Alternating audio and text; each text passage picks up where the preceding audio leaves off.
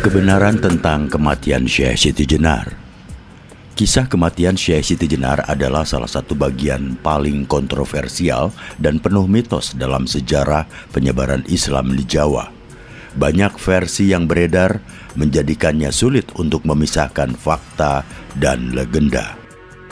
Berikut adalah beberapa poin penting untuk memahami kebenaran seputar kematian Syekh Siti Jenar. Yang pertama adalah ajaran Syekh Siti Jenar yang kontroversial. Syekh Siti Jenar dikenal dengan ajaran tasawufnya yang sangat mendalam, terutama konsep manunggaling kawula Gusti, bersatunya hamba dengan Tuhan. Ajaran ini, walaupun secara esensi adalah tujuan tasawuf, dianggap kontroversial oleh sebagian besar Wali Songo dan Kesultanan Demak pada masa itu. Penyebab kontroversi yaitu penafsiran yang menyimpang.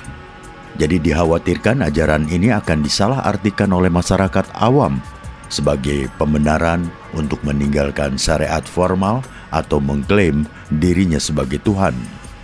Kemudian ancaman terhadap otoritas. Ajaran yang terlalu menekankan persatuan dengan Tuhan dapat mengurangi legitimasi kekuasaan duniawi, termasuk kerajaan dan hierarki keagamaan.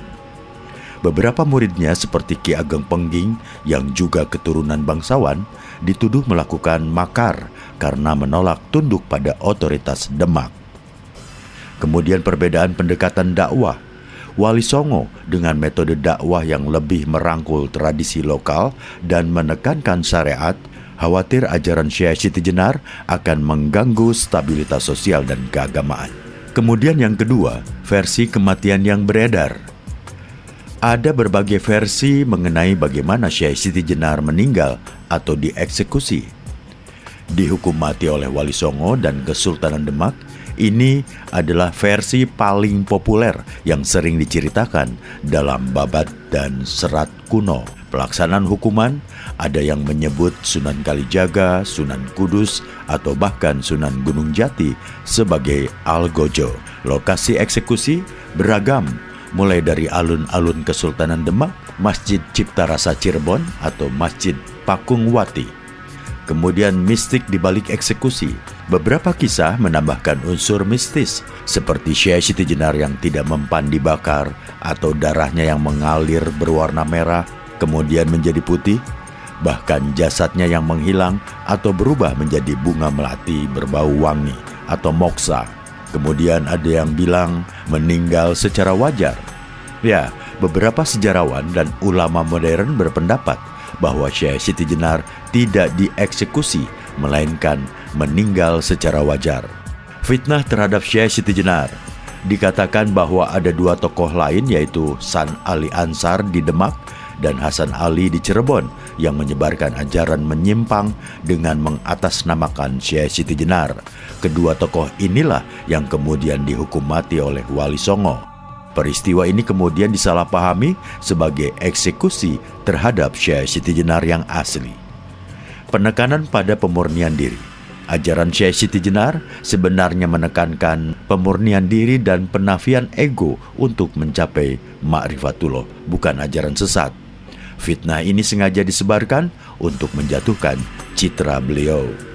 Kemudian masalah moksa atau menghilang secara spiritual. Versi lain menyebutkan bahwa Syekh Siti Jenar moksa, yaitu jasadnya dan rohnya diangkat oleh Allah sehingga tidak ada kuburan fisiknya. Ini sering dikaitkan dengan kedalaman ilmu spiritualnya. Kemudian yang ketiga, mitos versus fakta. Ya, sulit untuk memastikan mana yang sebenarnya fakta dan mana yang mitos, karena catatan sejarah pada masa itu seringkali bercampur dengan unsur legenda dan kepentingan politik. Fakta yang mungkin adanya konflik antara ajaran Syekh Siti Jenar dengan otoritas keagamaan dan politik pada saat itu sangat mungkin terjadi. Mengingat perbedaan pandangan dalam menyebarkan Islam, hukuman mati terhadap tokoh-tokoh yang dianggap menyebarkan ajaran sesat juga bisa saja terjadi. Mitos yang populer, kisah-kisah detail tentang eksekusi yang melibatkan hal-hal luar biasa, darah berwarna, jasad menghilang dan lain-lain lebih cenderung merupakan bagian dari mitos atau dramatisasi untuk memberikan pelajaran moral atau menggambarkan kesaktian seorang wali. Jadi kesimpulannya bahwa kebenaran tentang kematian Syekh Siti Jenar masih menjadi perdebatan hingga kini. Versi yang paling diterima secara populer adalah hukuman mati oleh Wali Songo dan Kesultanan Demak karena ajarannya yang dianggap sesat.